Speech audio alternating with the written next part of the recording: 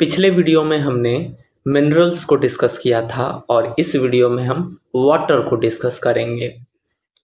Our body is about 70%, ठीक है, 70%, 70% water, यानी हमारा शरीर 70% पानी, 70% वाटर से बना है, ठीक है। Water is needed to help our body to function properly, यानी प्रॉपर हमारा बॉडी कैसे काम करेगा इसके लिए जो है वाटर का रिक्वायरमेंट होता है, और वाटर से ही हमारा बॉडी प्रॉपर एकदम फंक्शन बढ़िया से करता है।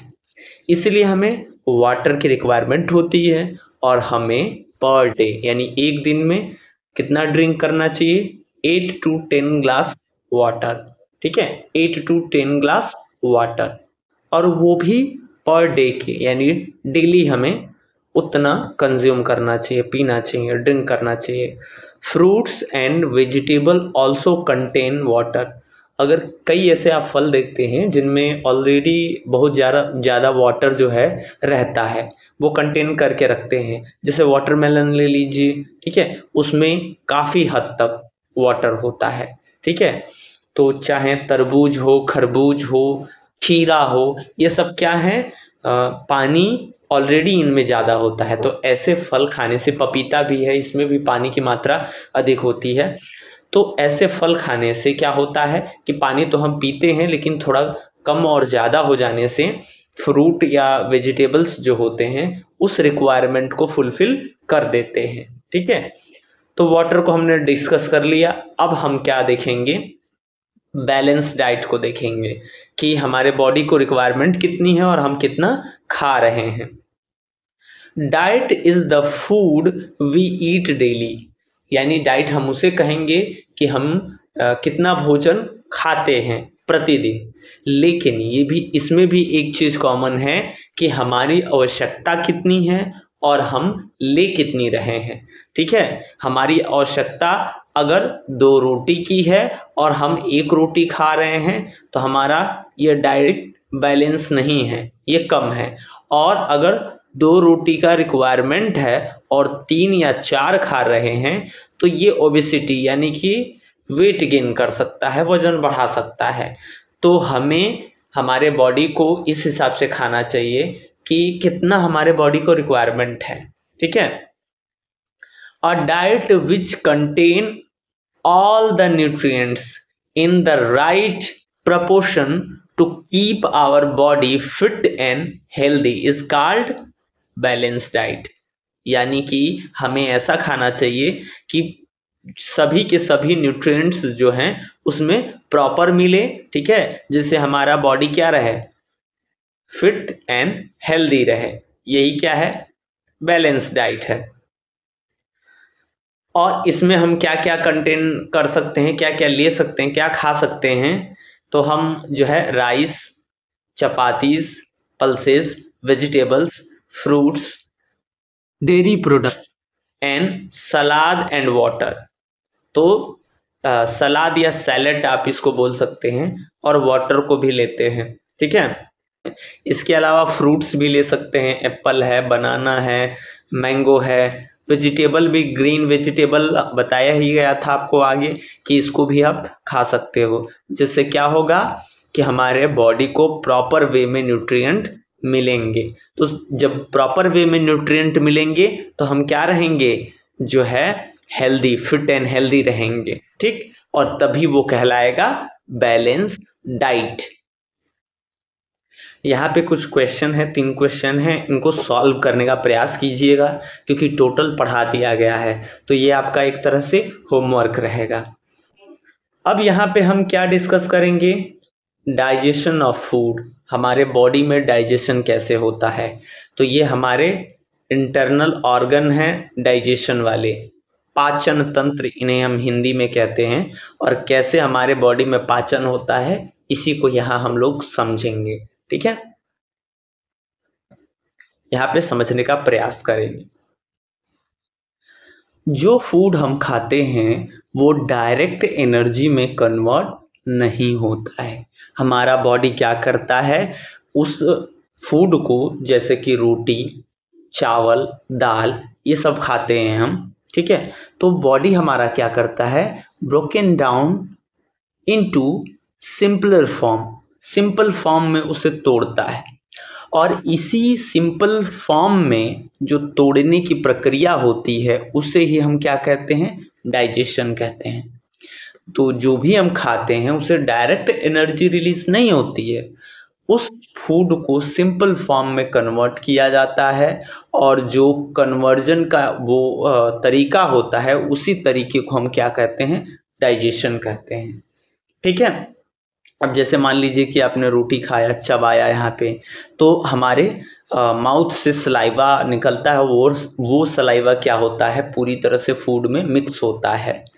उसके बाद वो फूड क्या होता है, इस पाइप के थ्रू जो है नीचे स्टमक में आता है, ठीक है। यहाँ के बाद डाइजेशन होने के बाद वो पीस जो भोजन होता है उसके जो है यहाँ पे गलता है वो एसिड से, और गलने के बाद वो धीरे धीरे आगे जो स्मॉल इंटेस्टाइन में जाता है, और फिर स्मॉल इंटेस्टाइन से फिर लार्ज इंटेस्टाइन में, और फिर लार्ज इंटेस्टाइन से फिर बाहर निकल जाता है।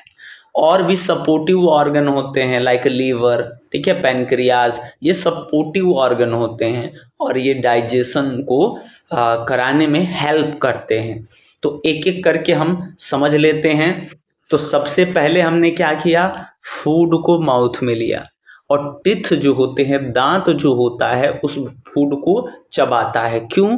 क्योंकि ये फूड जो है लार्ज स्केल पे होते हैं और इनको स्मॉल छोटे छोटे पीसेस में तोड़ना रहता है ताकि डाइजेशन आसानी से हो सके, पच सके भोजन।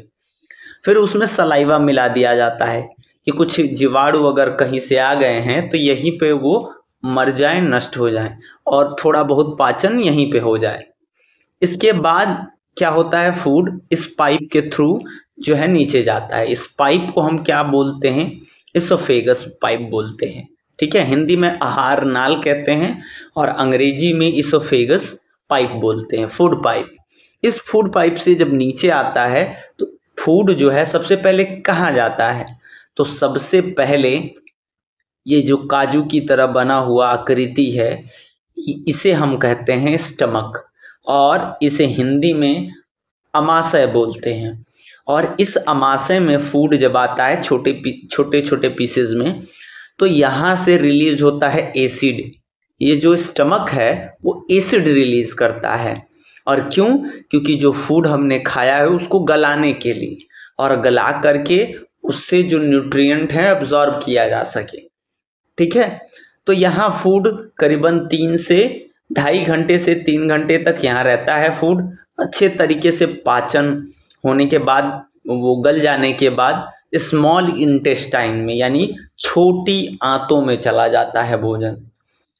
छोटी आंतों में भी पाचन होता है, यहाँ पर भी कई माइक्रोन्यूट्रिएंट्स जो होते हैं उनको निकाला जाता है।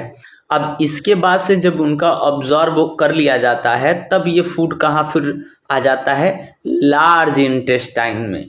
और इस लार्ज इंटेस्टाइन में वाटर का ऑब्जर्वेशन होता है, यानी कि वाटर को ऑब्जर्व किया जाता है, ठीक। अब वाटर यहाँ से ले लिया जाता है और शेष जो बचता है, जो मटेरियल जो किसी काम का नहीं होता है, रेक्टम में आता है, इकट्ठा होता है रेक्टम में, और रेक्टम के बाद एनस के थ्रू हम इसे अपने बॉडी से निकाल लेते हैं। तो रेक्टम में इकट्ठा होता है और एनस के माध्यम से बॉडी से बाहर निकल जाता है। इसके अलावा 2 सपोर्टिव ऑर्गन और हैं। कौन कौन? एक लीवर है और ये मेन फंक्शन है इनका। तो सारे काम को ये लीवर ही हेड होकर के कंटिन्यू कराता है। इसके अलावा इसके ठीक नीचे यहाँ पर पत्तियों जैसी एक संरचना होती है, और ये पत्तियों जैसी संरचना को हम पैनक्रियाज बोलते हैं, हिंदी में अग्नाशय बोलते हैं, ठीक ना। अग्नाशय जो होता है वो भी इस फूड में डाइजेशन में हेल्प करता है। तो सभी ऑर्गन आपने देख लिया, फूड कहाँ कहाँ से होके जाता है, तो माउथ इसोफेगस से होते हुए स्टमक में, स्टमक से स्मॉल इंटेस्टाइन में, स्मॉल इंटेस्टाइन से लार्ज इंटेस्टाइन में, रेक्टम में जो एक्सेस फूड होता है जो किसी काम का नहीं होता है, वो इकट्ठा होता है और फिर एनस के थ्रू इसको बाहर निकाल लिया जाता है। और दो सपोर्टिव ऑर्गन होते हैं, एक होता है आपका क्या, लीवर। लीवर सपोर्टिव ऑर्गन होता है जो पूरे प्रोसेस को सही से कराता है, और पैनक्रियाज भी वही होता है। पैनक्रियाज में और लीवर में फूड नहीं स्टोर होता है। यहाँ पे क्विक रिव्यू कर लेते हैं। माउथ में फूड जाता है, टीथ के द्वारा चाविंग होता है, चबाते हैं उसे तो स्मॉल पीसेस हो जाते हैं। फिर इन स्मॉल पीसेस को सलाइवा जो है मिक्सअप कर देता है, और ये सलाइवा कहाँ से आता है, स्लाइवरी ग्लैंड से आता है। स्लाइवरी ग्लैंड हम कहते हैं लार ग्रंथियां, और इन लार ग्रंथियों से लार जो है सिक्रेट होता है, सलाइवा सिक्रेट होता है, और डाइजेशन में और जो है सम ऐसे माइक्रो ऑर्गेनिज्म जो फूड में चले जाते हैं उनको नष्ट करता है। अब यहाँ पे क्या होता है कि ये जो सलाइवा हैं ये काम करते हैं कि माइक्रो ऑर्गेनिज्म को डेड कर देते हैं। दूसरा काम करते हैं कि स्टार्च को ये क्या करते हैं, शुगर में कन्वर्ट कर देते हैं। फिर वो फूड क्या होता है, इसोफेगस यानी फूड पाइप के थ्रू हमारे स्टमक तक पहुंचता है। और स्टमक जो है एक मस्कुलर बैग है, मसल्स का बैग है, और इसकी जो दीवारें होती हैं इससे सिक्रेट क्या होता है, जो है HCl acid, HCl hydrochloric acid, और ये फूड को गला देता है जिससे फूड अच्छे से डाइजेस्ट हो जाए।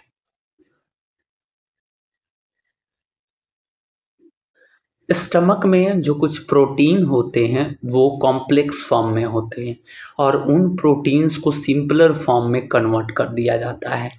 फिर ये फूड कहाँ जाता है, स्मॉल इंटेस्टाइन में। अब जो स्मॉल इंटेस्टाइन है ये कुछ रिंग टाइप का, ऐसे ऐसे करके रिंग टाइप का होता है, तो इसे हम कॉइल ट्यूब बोल देते हैं। कॉइल के जैसे नहीं देखते हैं पंखे में कॉइल भरा रहता है, वैसे ही कॉइल ट्यूब ये होता है। इसके बाद क्या होता है कि यहाँ डाइजेशन के बाद फूड को कहाँ भेज दिया जाता है, जो है लार्ज इंटेस्टाइन में, ठीक है। और स्मॉल इंटेस्टाइन में क्या क्या होता है इस चीज को हम देख लेते हैं। Digest the carbohydrate, fat, protein, ठीक है। यानी ये जो कार्बोहाइड्रेट है, प्रोटीन है और क्या है आपका फैट है, इन तीनों का डाइजेशन कहाँ होता है, स्मॉल इंटेस्टाइन में, ठीक है। और इसके बाद फूड को कहाँ भेजा जाता है, लार्ज इंटेस्टाइन में। और लार्ज इंटेस्टाइन क्या करता है, यहाँ पे वाटर जो होता है उसका ऑब्जर्वेशन हो जाता है, ये ऑब्जर्व कर लिया जाता है, सोख लिया जाता है, ठीक है। और जो अनडाइजेस्टेड फूड जो होता है वो लार्ज इंटेस्टाइन में आके और कहाँ, जो है रेक्टम में इकट्ठा होता है, और उसके बाद एनस के द्वारा थ्रू वो बॉडी से बाहर निकल जाता है, ठीक है। तो ये कुल टोटल हमारा डाइजेशन था। और एक चीज और है इसमें अमेजिंग फैक्ट में, जो स्मॉल इंटेस्टाइन है वो लगभग 22 फीट लॉन्ग होता है, 22 फीट लॉन्ग होता है। कौन, हमारा स्मॉल इंटेस्टाइन। तो छोटा तो है लेकिन क्या है, काफी बड़ा है।